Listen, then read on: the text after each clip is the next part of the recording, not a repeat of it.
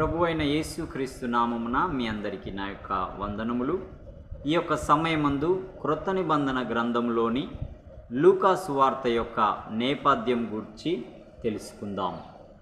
రచయిత లూకా సువార్త అపోస్తలుల కార్యముల గ్రంథాల ప్రారంభ వచనాలను బట్టి ఈ రెండింటిని ఒకే వ్యక్తి వ్రాశాడని తెలుస్తున్నది. ఈ రెండు క్రైస్తవ్యం పుట్టు పూర్వోత్తరాలకు సంబంధించి దాని స్థాపకుని జన్మంతో మొదలై ప్రఖ్యాతుడైన దాని మిషనరీ రోమా చేరుకునే వరకు జరిగిన చరిత్రను తెలియజేస్తున్నాయి. రెండు పుస్తకాలు థియోఫెలాను ఉద్దేశించి వ్రాయబడినవి. అతన్ని సంబోధించిన బిరుదు నామాన్ని బట్టి ఇతడు ప్రముఖుడై ఉండాలి. ఒకవేళ రోమా సామ్రాజ్యంలో ఉన్నతుడై ఉండవచ్చు. లూకా సువార్త 1వ అధ్యాయం 1 నుండి 4 వచనములు, అపోస్తల కార్యముల గ్రంథం 1వ అధ్యాయం 1 నుంచి 2 వచనములు. ఈ రెండు పుస్తకాలలోనూ రచయిత పేరు లేదు. అయితే ఆది సంఘం కాలం నుంచి రచయిత లూకాయే అని సామాన్యంగా ఎంచబడింది. యూదేతర చరిత్రకారుడు లూకా యూదేతరుడు అనడం దాదాపుగా వాస్తవమేననిపిస్తుంది. క్రొత్త నిబంధన రచయితలలో యూదుడు కానివాడు లూకా ఒక్కడే. ప్రాచీన వ్రాత ప్రతులను బట్టి అతడు సిరియాలోని అంతియొకయలో పుట్టాడు. పౌలు మిషనరీ ప్రయాణాల కాలంలో ప్రస్తుత గ్రీసు దేశానికి ఉత్తరాన ఉన్న ఫిలిప్పిలో అతడు నివసించినట్టుగా ఉంది. వృత్తిరీత్యా లూకా వైద్యుడు. కొలస్సీలు రాసిన పత్రిక 4వ అధ్యాయం 14వ వచనం. అయితే అతడు నిపుణుడైన చరిత్రకారునిగా తయారయ్యాడు. తన కథనం ప్రారంభాన్ని అందరికీ తెలిసిన కొన్ని సంభవాలను ఉదహరించడం ద్వారా కాల నిర్ణయం చూపించాడు. లూకా సువార్త 1వ అధ్యాయం 5వ వచనం, 2వ అధ్యాయం 1-5 వచనములు, 3వ అధ్యాయం 1-2 వచనములు. లూకా ప్రస్తావించిన ఆయా స్థలాల గురించి, అధికారుల గురించి అతడిచ్చిన సాంకేతిక పదాల నిర్దిష్టతను పురావస్తు శాస్త్ర త్రవ్వకాలు సమర్థిస్తున్నాయి. అపోస్తల కార్యముల గ్రంథం 13వ అధ్యాయం 7వ వచనం, 16వ అధ్యాయం 12వ వచనం, అలాగే 35వ వచనం, 18వ అధ్యాయం 12, 16 వచనములు, 19వ అధ్యాయం 31, 35 వచనములు. బైబిల్ కథనంలో లూకా మొదటిసారిగా పౌలు చిన్నాసియా ఉత్తర భాగంలో ప్రయాణిస్తున్నప్పుడు కనిపిస్తాడు. ఐరోపాలోనికి క్రైస్తవ్యం మొదటగా అడుగుపెట్టినప్పుడు అతడు పౌలుతో ఉన్నాడు. కొంతవరకు లూకా ప్రయాణాలను అతడు మిషనరీల బృందంతో ఉన్న సమయాల్లో ఉపయోగించిన మేము అనే పదం మూలంగా నిర్ణయించవచ్చు.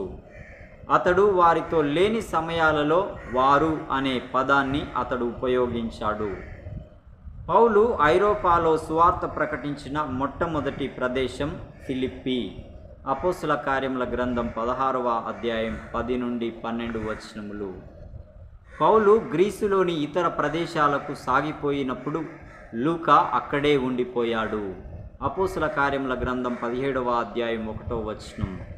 అనేక సంవత్సరాల తరువాత మిషనరీ ప్రయాణంలో పౌలు యెరూషలేముకు వెళ్ళే దారిలో ఫిలిప్పి మీదుగా వెళ్ళినప్పుడు అతడు తిరిగి పౌలును కలుసుకున్నాడు.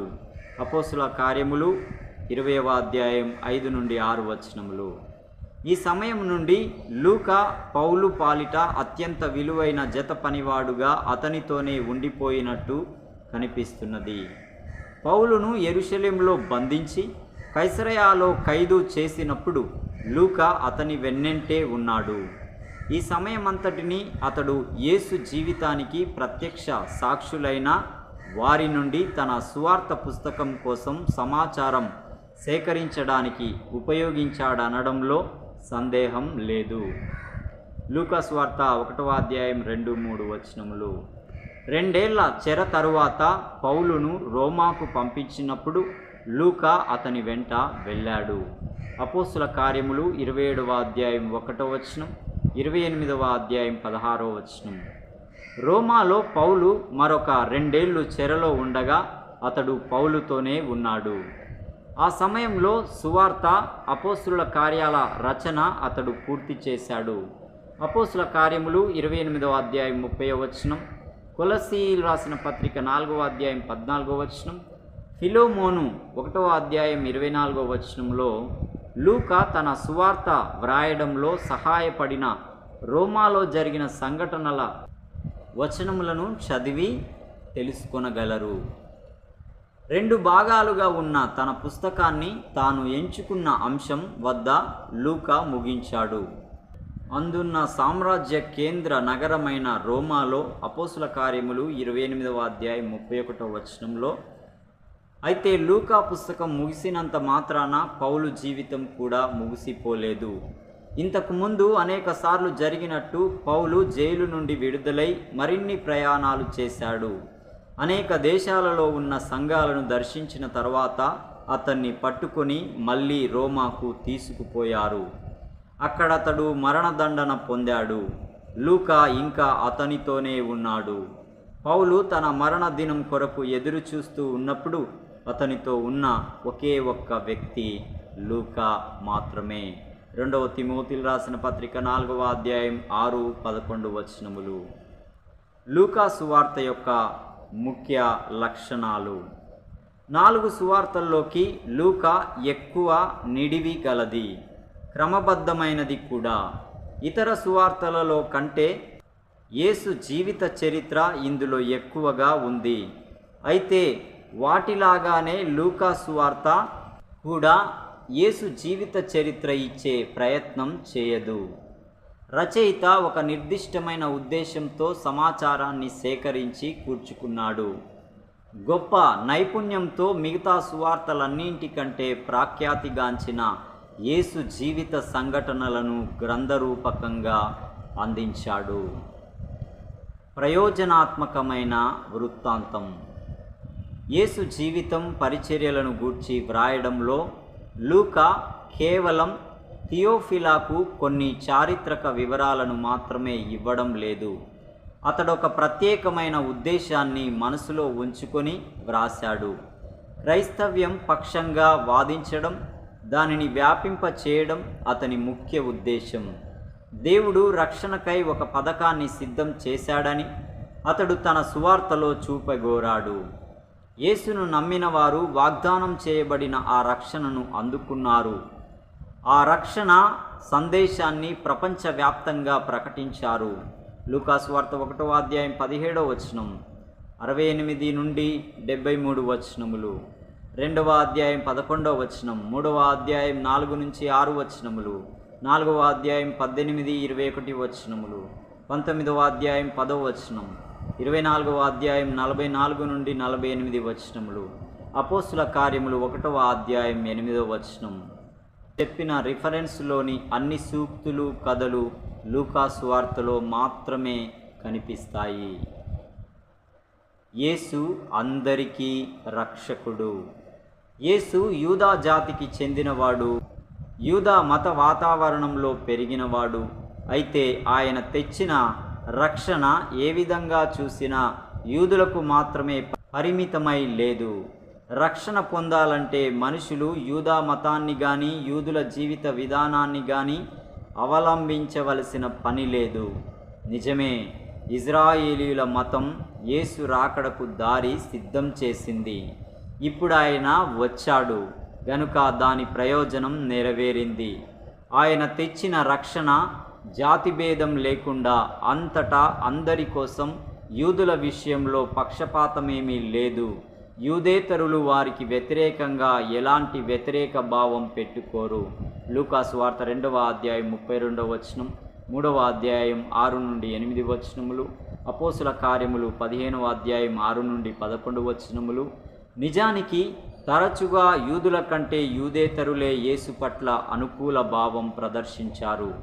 అందుకు ఫలితంగా యూదేతరులు ఆయన రక్షణను అందుకోగా యూదులు వెనుకబడిపోయారు.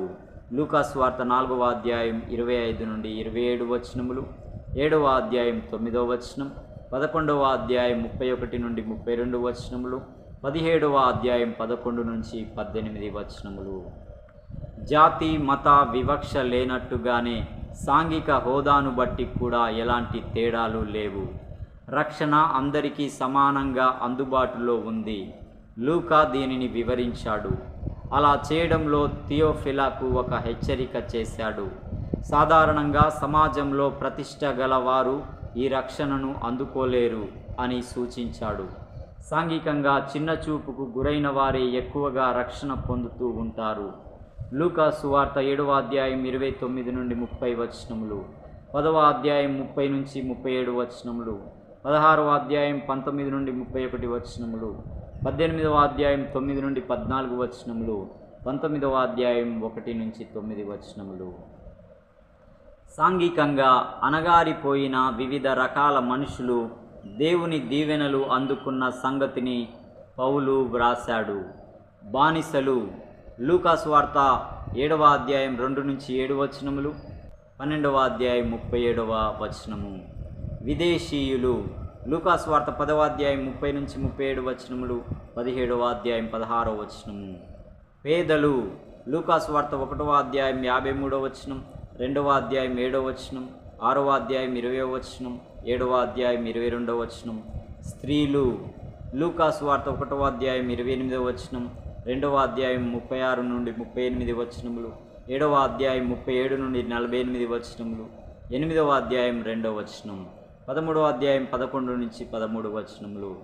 ముఖ్యంగా విధవలు, లూకా సువార్త 4వ అధ్యాయము 25వ వచనం, 7వ అధ్యాయం 12 నుండి 15 వచనములు, 18వ అధ్యాయం 1 నుంచి 7 వచనములు, 21వ అధ్యాయం 1 నుంచి 4 వచనములు ఆయన నుండి దీవెనలు పొందారు.